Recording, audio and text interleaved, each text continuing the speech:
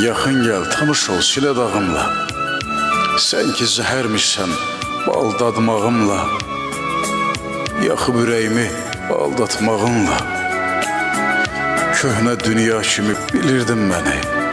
Azalım, beləmi sevirdin məni?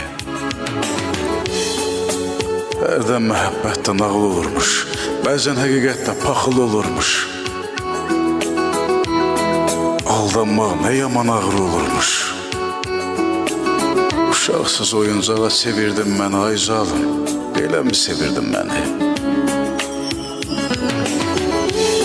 Gəl mənim qəlbimin səsini dinlə.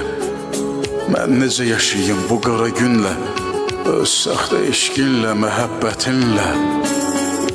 Kim sənə deyirdi, sevirdin məni? Azalım, beləmi sevirdin məni, hə?